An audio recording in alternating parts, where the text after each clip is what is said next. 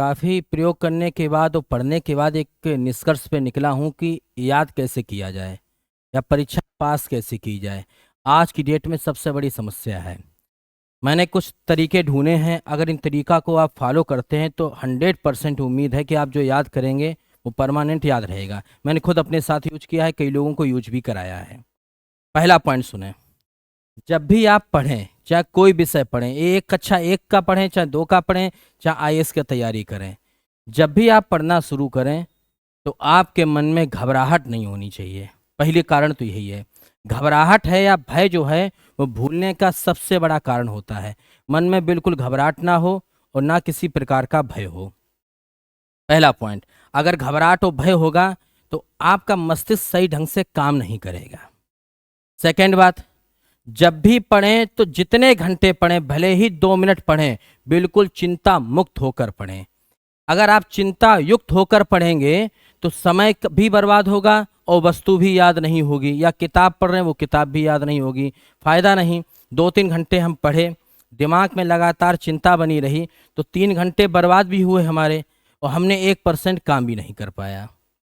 तीसरा, आप जो भी किताब पढ़ रहे हैं उस किताब का पूरा नोट्स ना बनाएं।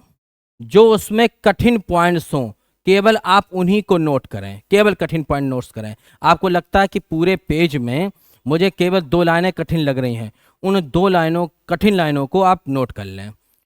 रास्ता में निकलें या कॉपी को अपने साथ रखें या उसका कोई पेज बना लें, और जब भी भूलें पेज निकालें, उसको याद कर लें। हम तो अक्सर यही करते हैं, जो चीज़ हम भूल जाते हैं या मुझे लगता है पॉइंट कठिन हम इसको भूल सकते हैं तो हमने उसको अपने पेज पर नोट कर लिया, सादा पेज पर, उसको जेब में रख लेते हैं।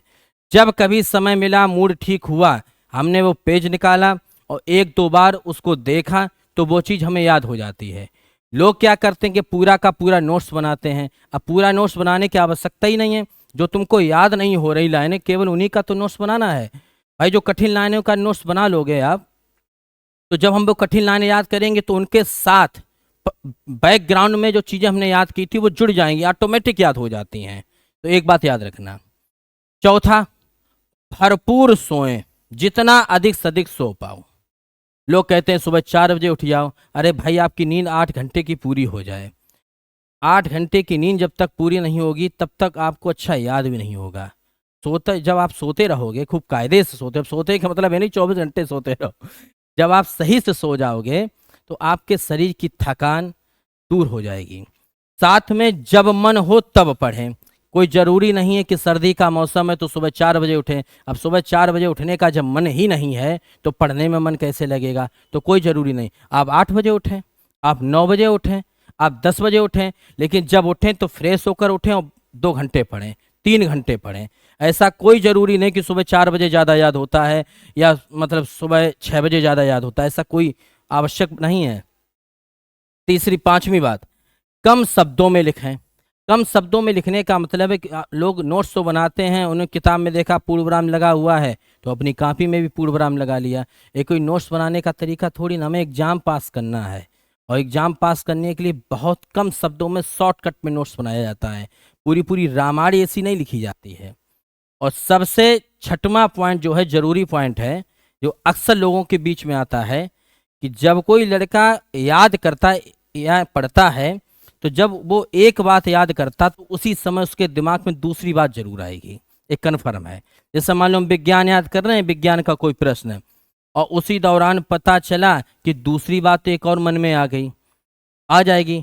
अब हमारा दिमाग जो है वो दूसरी बात की तरफ चला गया, और जब दूसरी बात की तरफ चला जाता है तो हमारे दिमाग में वो विज्ञान जो प्रश्न याद करे वो सेफ नहीं होता है।